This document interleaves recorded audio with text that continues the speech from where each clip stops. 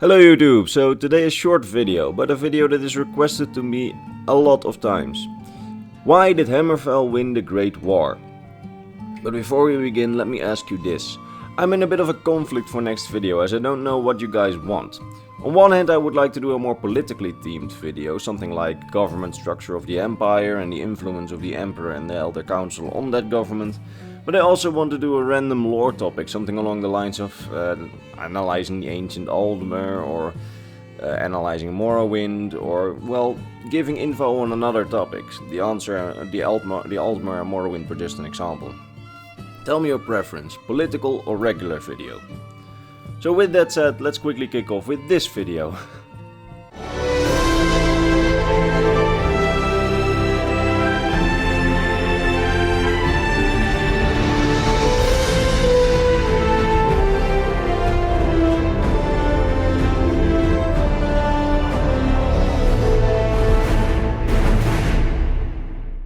So I already talked a lot about this in my video on the Great War, and if you've seen the first one, I can really recommend the remake as it is way better. However, some people keep wondering how Hammerfell, this tiny little strip of land, could win against the Dominion in the Great War. So to understand how this happened, you need to know a thing or two about the recent happenings in the Great War. The two forces of the Dominion, one invading Cyrodiil under the command of Lord Narrowfin, and one invading Hammerfell under the command of Lady Arenelia, had made great progress over the years in the war. Lady Arenelia crossed the Elakir Desert, and Lord Narrowfin was actually about to capture the Imperial city itself. Lady Arenelia captured all of the southern coast of Hammerfell, and Lord Narrowfin had already cut off the empire from most of the seas in Cyrodiil. And Lady Arenelia was battling outside of the city of Skaven and managed to take it.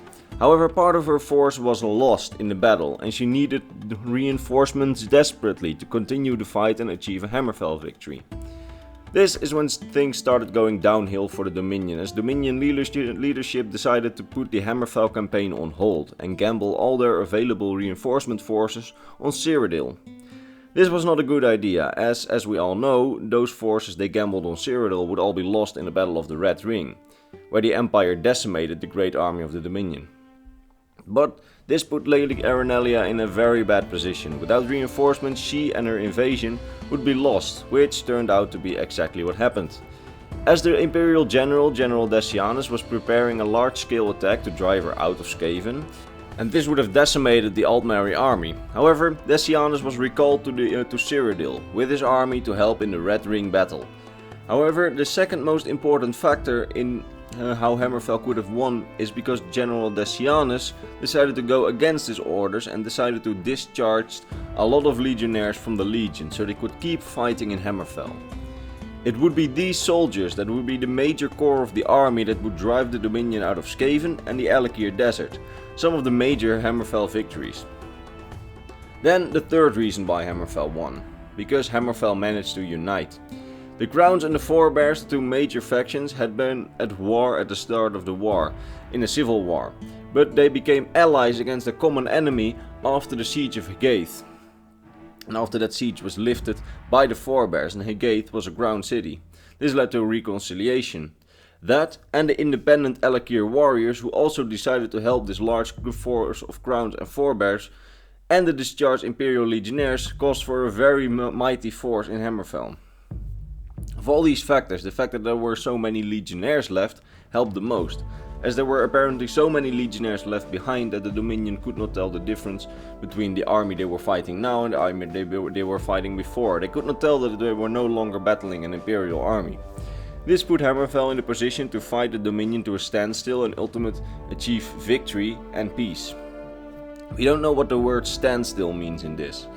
Where was the standstill? Was it at one city, or was it at all of southern Hammerfell? So was it the north-south division standstill?